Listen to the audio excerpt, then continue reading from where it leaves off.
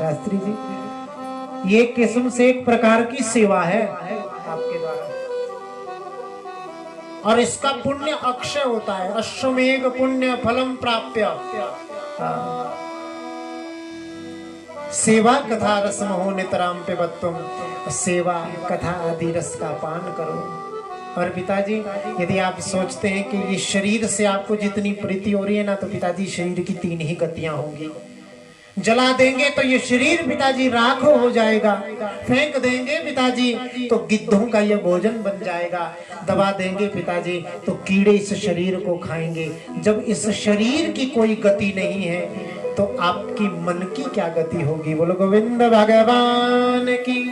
इसलिए पिताजी शरीर की कोई गति नहीं होती। जब ये शरीर अपना नहीं है तो जिन्हें आप अपना मान बैठे हो पिताजी, वो आपके अपने कैसे हो सकते हैं? कितनी प्यारी बात है शास्त्री जी। एकांत में बैठ के सोचना, आज रात को ही सोचना, जब बिस्तर पे लुटोगे ना, आंखें बंद करना और कथा का चिंतन करना, और चिंतन करके ये सोचना, आंखें बंद करके सोचना, चिंतन करना कि मैं कौन हूं।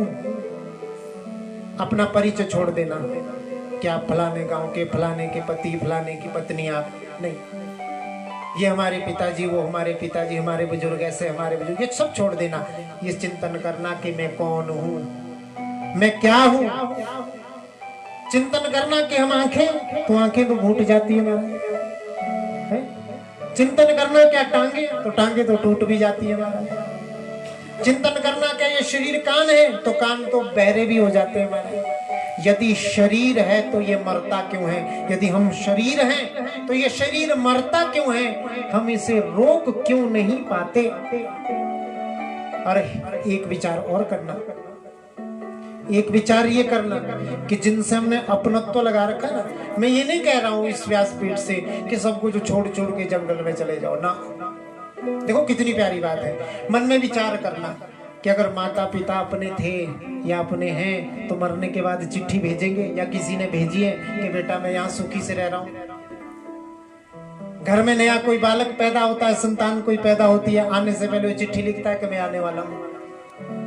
लिखता है कोई? मरने के बाद कोई लिखता है, कहता है, संदेशा भेजता है कि हम यहाँ सुख से हैं? कोई नहीं भेजता। यदि बेटा बेटी हमारे हैं, वो संतान, वो माता पिता हमारे हैं, तो आने से पहले और जाने के बाद कोई संदेशा क्यों नहीं भेजता?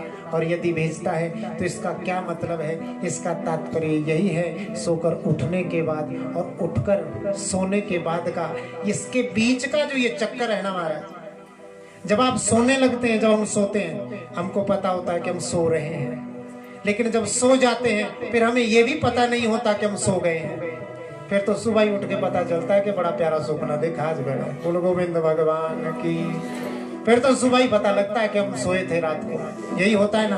तो इसके बीच का क्या चक्कर है? जो इस बीच के चक्कर को समझ गया बंधुओं, बस वही चक्कर से मुक्त हो गया, वही इस चक्कर से मुक्त हो गया। चक्कर क्या है? के पुनरपि जननम पुनरपि मनरम, के पुनरपि जननम पुनरपि मरणम, पुनरपि जननी जठरे शयनम। ये चक्कर जो है ना, यही चक्कर है आने जाने का चक्कर। जिसने इस बीच के चक्कर को समझ लिया वो इसी चक्कर से बच गया। और अंत में मन से यही आपकी आवाज निकलेगी, क्या?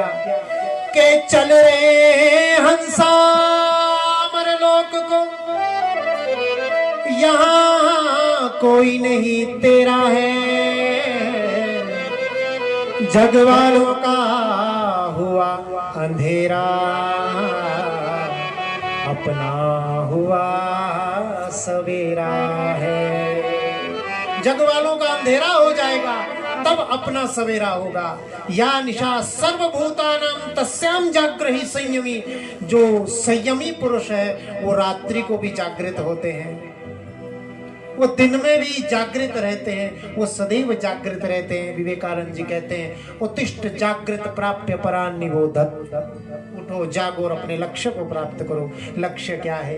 यही चक्कर है महाराज। बोलो गोविंद भगवान की।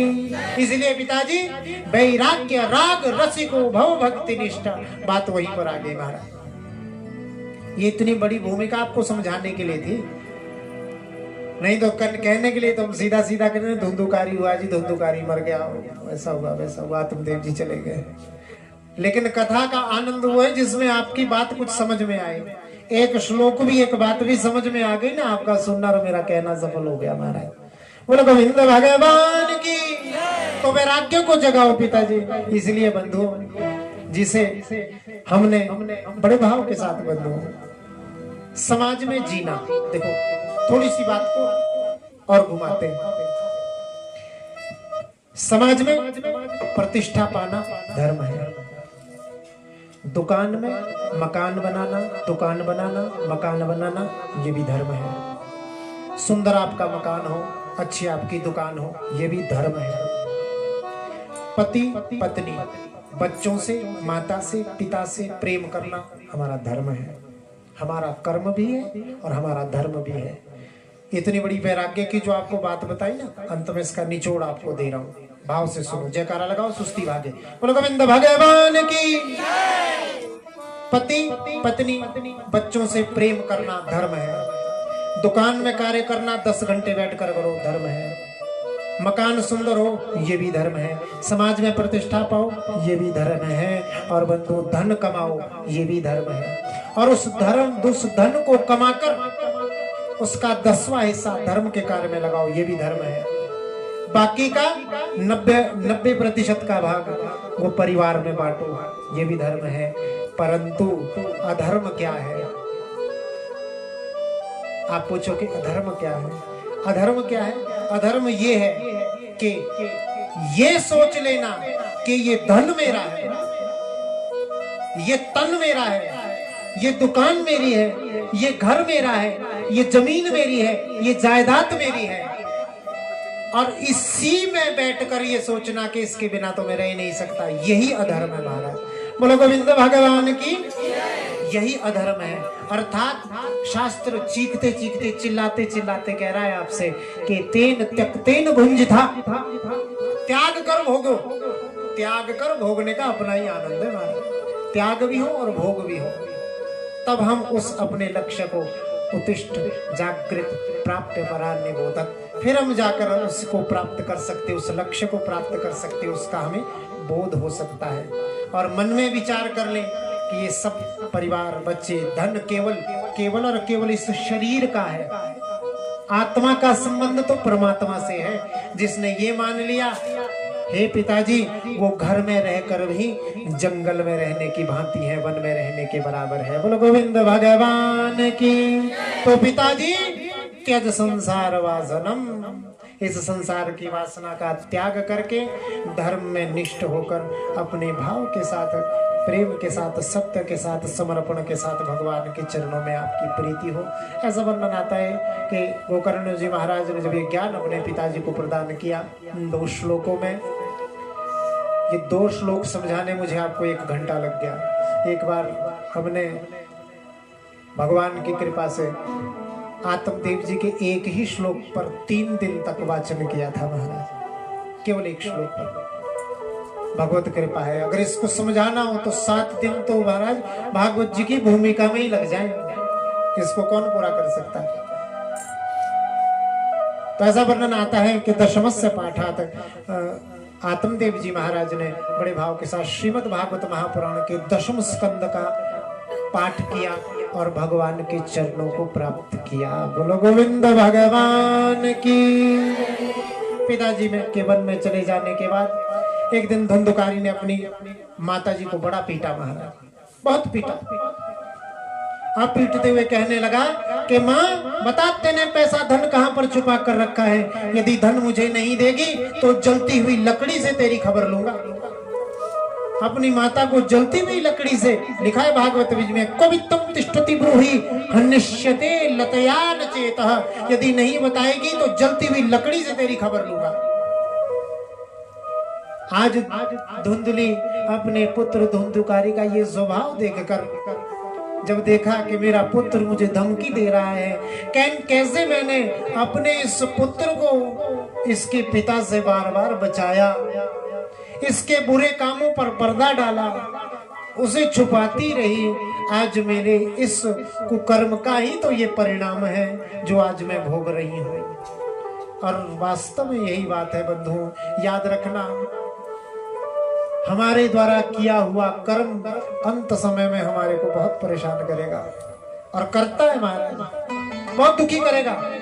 पर याद रखना, आपको ये भाव हो जाए कि हाँ मैंने गलत किया है, हाँ मुझसे पाप हुआ है, आपको ये भाव हो जाए तो बंधुओं उस दुख को हंसते हंसते सह लोगे तो अंत में मृत्यु की पीड़ा से बच जाओगे। बोलो गोविंद भगवान की।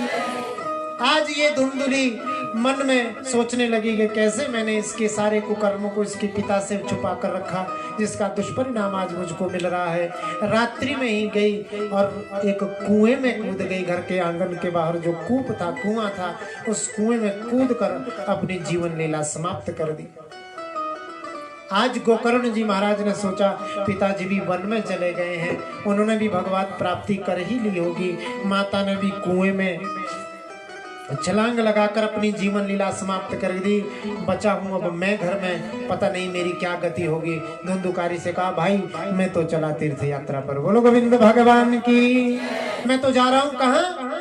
तीर्थ यात्रा पर। धुंधुकारी ने कहा जा, वैसे भी तू किसी काम का नहीं है, भजन करता रहता है पूरे दिन। गोकर्ण जी महाराज ने अपनी माला उठाई, दंड कमंडल उठाया और तीर्थ यात्रा करने के लिए चले गए। सनकादि ऋषि कहते हैं हे नारद जी महाराज, और शौनकादि ऋषियों से सूत जी महाराज कहते हैं कि हे शौनकादि ऋषियों, पिता के चले जाने पर, माता के मृत्यु का वर्णन कर लेने के पश्चात और भाई के तीर्थ यात्रा पर चले जाने के बाद अब इस धुंधुकारी ने क्या किया कि अब ये बिल्कुल मुक्त हो गया। कुकर्म से इसका मन हटता नहीं था और आज ये 5 गणिकाओं को अपने साथ ले आया और 5 गणिकाओं के साथ अपने घर में रहने लगा। ये 5 वेश्याएं अब जब इसके घर में रहने लगी तो ये इनका भरण पोषण करने लगा।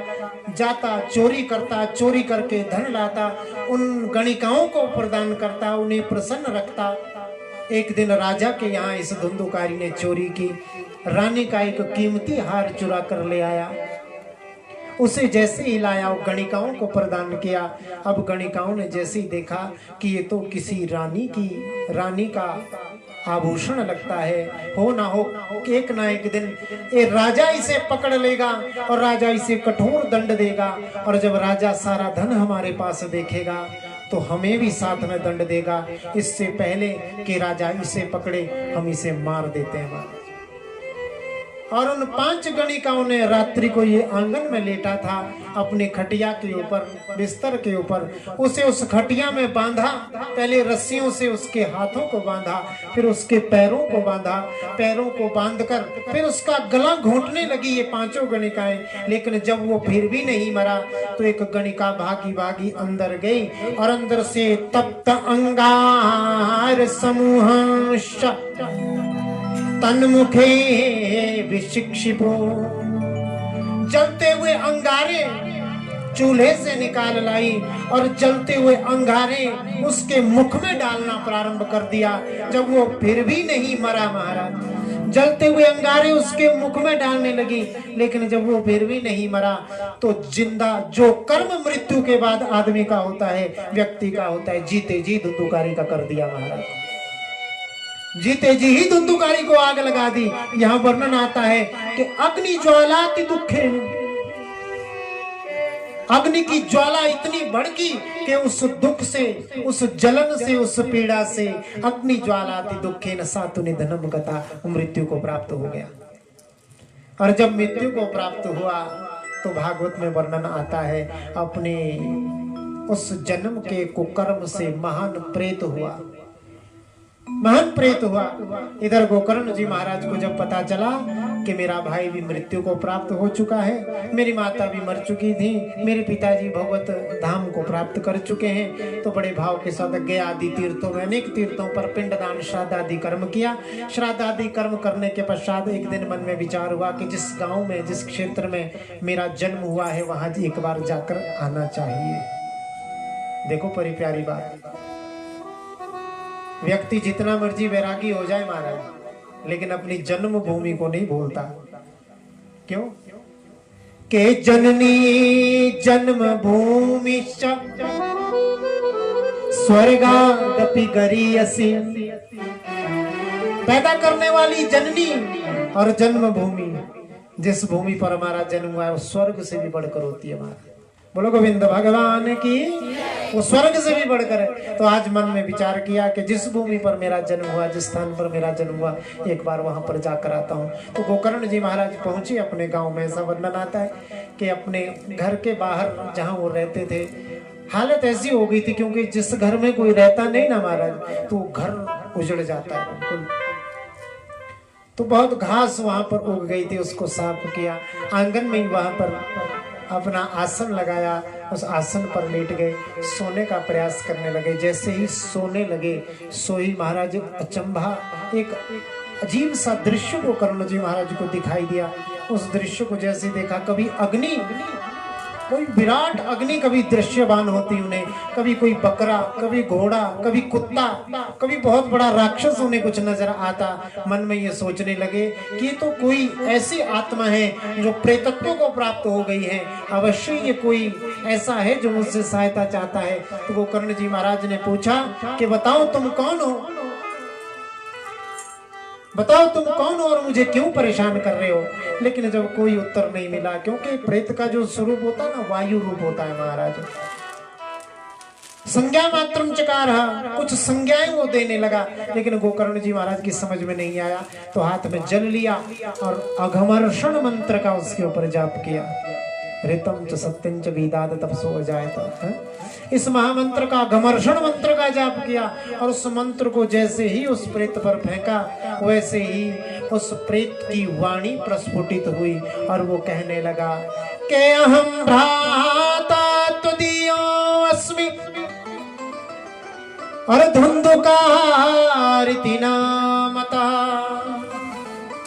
स्वकीयेनैव दोषेण ब्रह्मत्वं नाशितम मया। के भैया अहम भ्राता तुदीयोस्मि, मैं तुम्हारा भाई हूँ।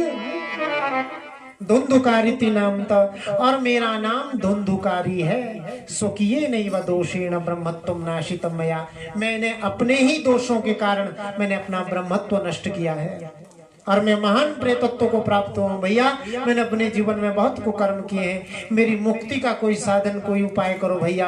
केवल आप ही हैं जो मेरी मुक्ति का उपाय जानते हैं। गोकर्ण जी महाराज ने कहा अभी के लिए तुम जाओ, सुबह बात करेंगे। क्या बात करेंगे? तुम्हारी मुक्ति का उपाय। और जैसे ही गांव वालों को पता चला कि गोकर्ण जी महाराज आए हैं, सभी गांव वाले, सभी बड़े बूढ़े बुजुर्ग, माताएं, बहनें, बच्चे बड़े प्रेम भाव से आज गोकर्ण जी महाराज का दर्शन करने के लिए ऐसा प्रणाम करने लगे। गोकर्ण जी महाराज ने देखो सम्मान बड़े बुजुर्गों का कैसे किया। बड़े बुजुर्गों से कहा कि मेरा भाई की दुर्गति हुई है, उसकी मुक्ति का कोई उपाय बताओ।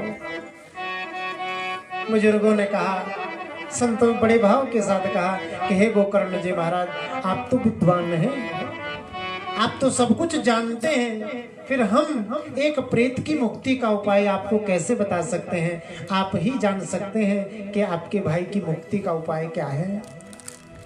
गोकर्ण जी महाराज कहने लगे कि मेरी दृष्टि में अभी तक मुझे नहीं लगता कि मेरे भाई की मुक्ति का कोई उपाय हो। तो बड़े बुजुर्गों की जो राय होती है ना महाराज, जो सीख सलाह होती है, वो कहीं ना कहीं काम अवश्य आती है। बोलो गोविंद भगवान की,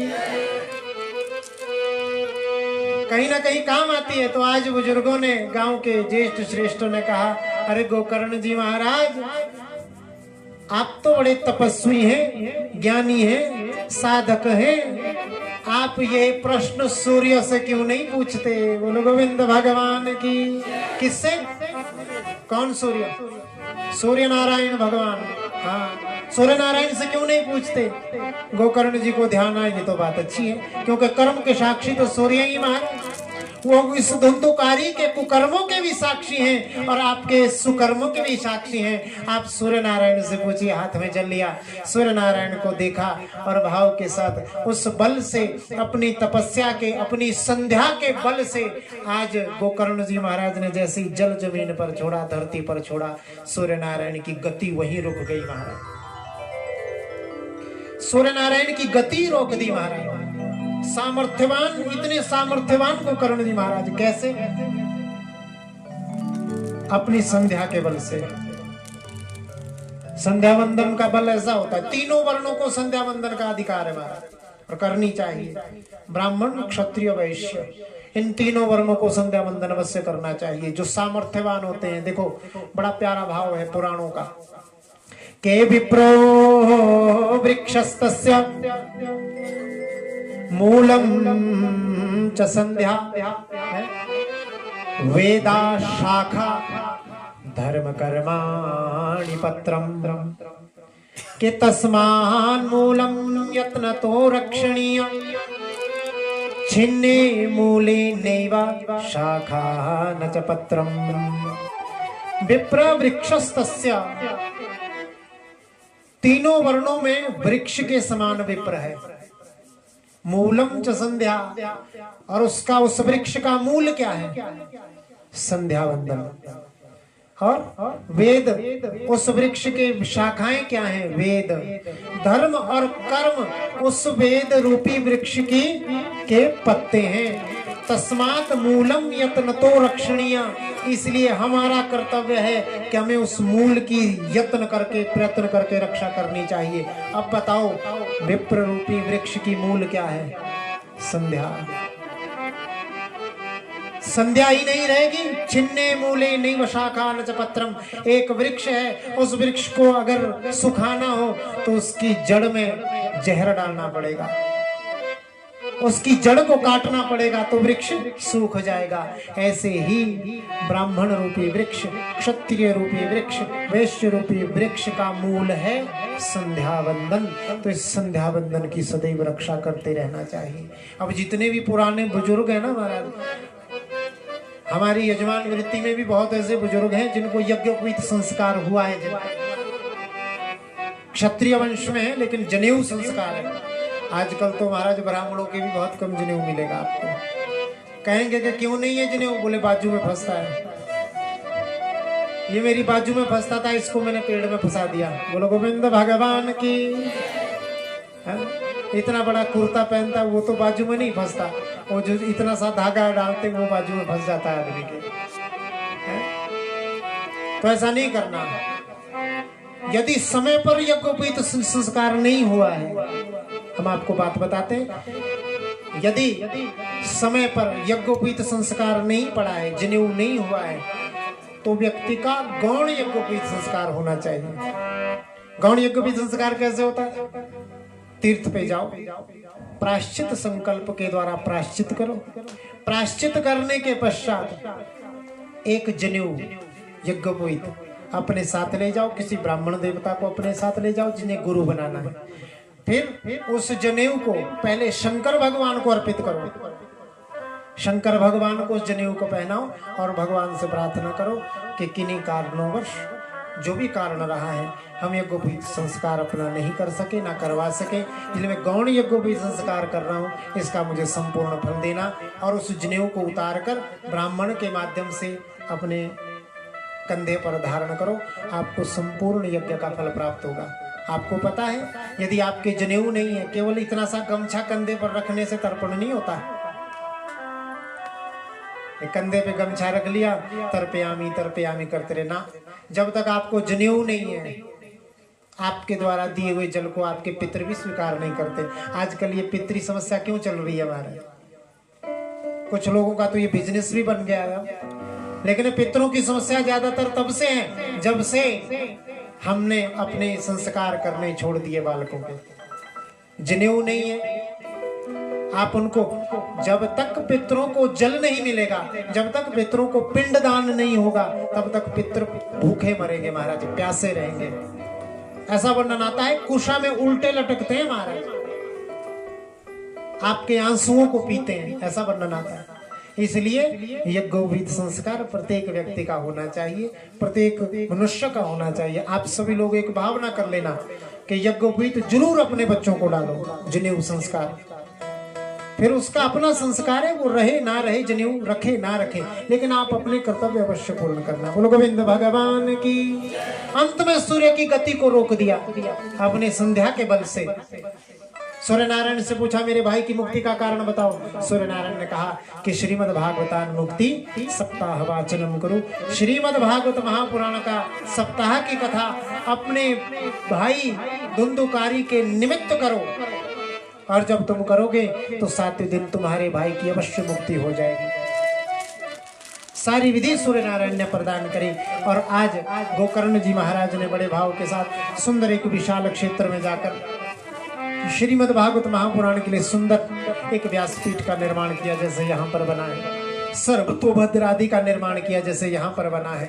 सुंदर ऊपर की ओर जैसे यहाँ पर बने सप्तऋषि मंडल लगाया गया है, ऐसे ही चतुर्वेदों के रूप में 4 स्तंभ बनाए गए, और ऊंचे आसन पर गोकर्ण जी महाराज स्वयं भागवत की कथा सुनाने बैठे। और ऐसा वर्णन आता है कि जो धुंधुकारी था, एक छोटा सा प्रेत का स्वरूप धारण करके दक्षिण दिशा में रखे हुए एक बांस के डंडे में जाकर बैठ गया, और उस डंडे में बैठकर, उस स्थान में, उस गांठ में बैठकर उस धुंधुकारी ने कथा सुनी। ऐसा वर्णन आता है कि पहले दिन की कथा सुनने से पहली ग्रंथि फूट गई, दूसरे दिन की कथा सुनने से दूसरे दिन की, तीसरे दिन की, ऐसे सप्त दिनश्चैव सप्त ग्रंथि विभेदनम। जैसे ही 7 दिन की कथा पूर्ण हुई, 7वें दिन ही वो धुंधुकारी पीतांबर वस्त्र, पीले वस्त्र धारण करके कथा के मध्य में चतुर्भुज रूप में आकर प्रकट, दिव्य शरीर धारण करके प्रकट हो गया। बोले श्रीमद् भागवत महापुराण की। और जैसे ही प्रकट हुआ, प्रकट होकर आज धुंधुकारी महाराज, जन्म जन्मांतर का पापी महाराज, जिसने अपने जीवन में कोई सुकर्म किया ही नहीं था, सब कुकर्म ही किया था, उसके मुख से भागवत की महिमा श्रवण करते हुए गोकर्ण जी से कहने लगा धुंधुकारी, भागवत जी के विषय में क्या कहा कि धन्या भागवती वार्ता के प्रेत पीड़ा विनाशिनी, सप्ताहो अपि तथा धन्या कृष्ण लोक फलप्रदा। के धन्य भागवती वार्ता, अर्थात ये भागवत की कथा धन्य है। क्यों? प्रेत पीड़ा विनाशिनी, जो प्रेत की पीड़ा का नाश करने वाली है, और उसमें भी सप्ताहो अपि तथा धन्य, उसमें भी ये सप्ताह का यज्ञ जो आपके इस प्रांगण में 7 दिन की कथा है, इस सप्ताह का, उसमें भी ये सप्ताह धन्य है, जो कृष्ण लोक फल प्रदा, जो कृष्ण की प्राप्ति करवा देता है। बोले भागवत भगवान की। अनेक प्रकार से प्रशंसा की है यहाँ पर धुंधुकारी ने भागवत जी की। और अंत में जब देखा कि एक विमान आकाश से उतरता है, जिसमें भगवान विष्णु के दोनों पार्षद आते हैं, और दोनों पार्षद उस धुंधुकारी का हाथ पकड़ते हैं और उस विमान में उसे बिठा लेते हैं। और जैसे ही उसे विमान में बिठाते हैं, तो वैसे ही बिठाकर आज गोकर्ण जी महाराज भगवान के उन दूतों से प्रश्न पूछते हैं महाराज के अत्र बहवोऽपि मम श्रोता निर्मला, यहाँ पर बहुत सारे मेरे श्रोता बैठे हैं, मैंने सबको कथा सुनाई थी, तो क्या केवल कथा धुंधुकारी नहीं सुनी जो आप एक विमान लेकर आए? यहाँ मेरे इतने सारे श्रोताओं को कथा सुनाई थी, इनके लिए विमान लेकर क्यों नहीं आए? तो वो भगवान के पार्षद, विष्णु पार्षद पूछो, भगवान के पार्षद कहने लगे कि हे गोकर्ण जी महाराज, हाँ हम एक ही विमान लेकर आए। क्यों? क्योंकि के श्रवणस्य विभेदेन फलभेदो अत्र संस्थिता, श्रवणं तो कृतं सर्वं तथा न मननं कृतं। कि हे गोकर्ण जी महाराज, यहाँ पर सुनने से फल में भेद हो गया। श्रवणस्य विभेदेन तो फल भेदो अत्र संस्थिता, सुनने के भेद से फल में भी भेद हो गया। क्यों? क्योंकि सुना तो सभी ने, लेकिन उसका मनन किसी ने नहीं किया। धुंधुकारी ने सुना भी और सुनकर उसका मनन भी किया, इसलिए धुंधुकारी के लिए विमान आया और औरों के लिए विमान नहीं आ पाया। बोलो गोविंद भगवान की। इस प्रेत ने 7 दिनों तक क्योंकि प्रेत का आहार है वायु, वायु पीकर रहता है प्रेत। लेकिन इस प्रेत ने निराहार लेकर रहकर वायु भी नहीं पी, कथा को निरंतर सुना और सुनकर